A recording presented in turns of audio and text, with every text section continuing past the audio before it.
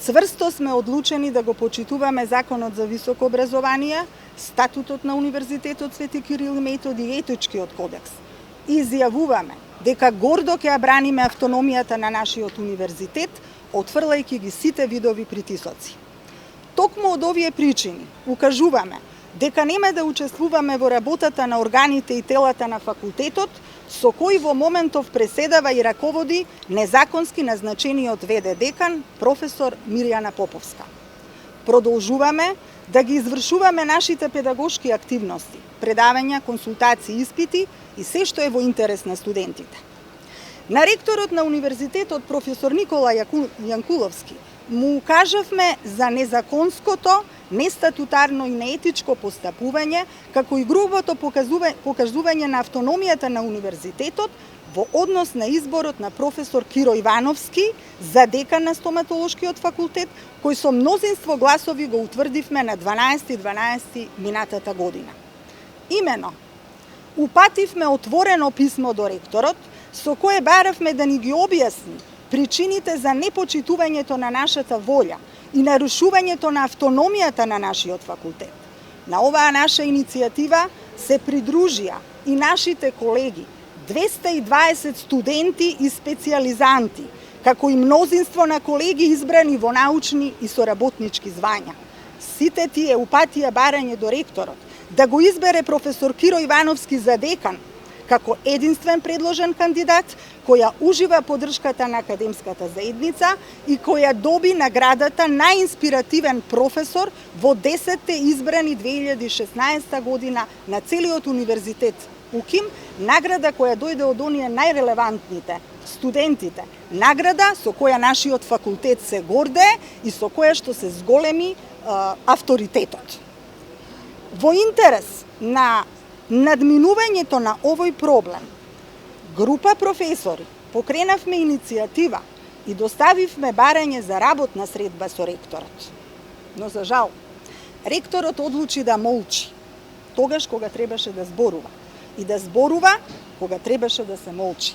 По сето ова, немаме сомнеш дека одлучил да работи спротивно на законот, целосно погазувајќи автономијата на нашиот факултет. Свесни сме за последиците кои можеби ќе произлезат од оваа наша одлука, но покрај сите наши напори во академски дух да го надминеме овој проблем, одговорноста треба да се бара во ректорот.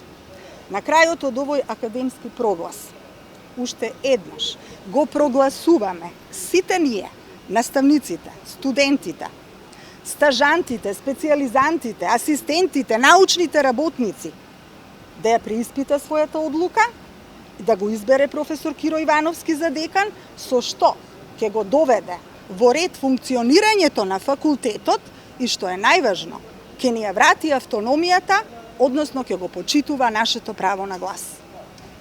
Дали факултетот вака како што е сега со ВД деканот функционира? Во моментов не. Затоа што немаме, не е свикана факултетска управа, не е свикан наставно-научен совет. Имено, кога дојде решението за назначување на ВД декан на 2 мај, 5 месеци после нашата одлука, никој, буквално официјално, досега немаме најава, односно изјава, известување дека имаме ВД декан. Тоа сосема случајно, јас кога се најдов во архивата на факултетот, со друга работа, го увидов и го викнав колегата. Така ја дознавме вистината дека стоматологија има ВД декан. Што ќе значи овој ваш бојкот за факултетот? Може ли да бидат запрени некои процеси? Одредени одлуки да, што се однесува до студентите, работите ќе течат, меѓутоа спорен станува уписот на студентите за кој што треба да донесе одлука наставно-научниот совет за комисијата, но се надеваме дека ректорот еден вако важен проблем ќе смогне сили да го реши. Кој стои се за овој бојкот?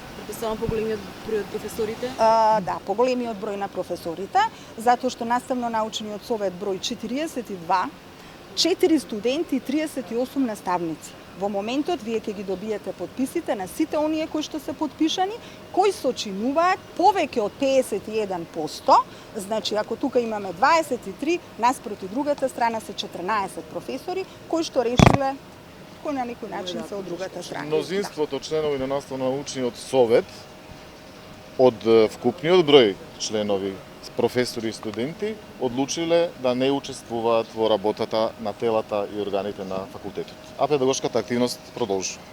Кај вас беше просветната инспекција?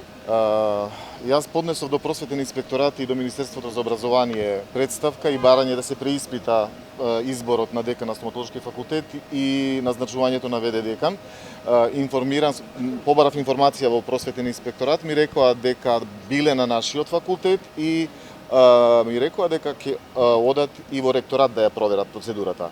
Јас до сега немам добиено никаков документ од просветната инспекција, нити од Министерството за образование за нивниот увид кој што го направиле.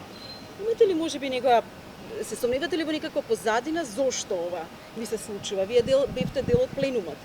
Да, јас бев дел од професорскиот пленум и можеме да збориме само за предпоставки. Неколку професори побара работна средба, како што истакна колешката Георгиева, но ректорот не ги викна професорите, туку ме викна мене само на средба и тоа беше наша прва средба 6 месеци по мојот избор на факултетот. И како помине таа средба? Средбата помина во академски дух, би рекол, но за не добив ни една причина од оние причини кои што се наведени во статутот, според кои што не би ме потврдил. Јас не дознав таква причина. А за повеќе би требало да го прашате ректорот, не би сакал јас да... Немаше никакво образложение ректорот пред вас? Никаква одлука писмена немам добиено до ден денешен. Усмено ви кажав дека ниедна од причините кои што ги наведе ректорот не се предвидени во статутот. И она дека нема начин. Значи причините кои што ги наведе ректорот се кажани помеѓу мене и него и не би сакал да ја прераскажувам средбата помеѓу мене и него. Можете да го прашате ректорот, нека каже кои се.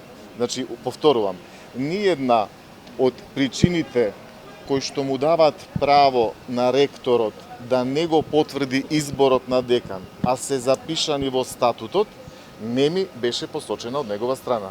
Ниту усмено, ниту пак имам одлука добиено за тоа.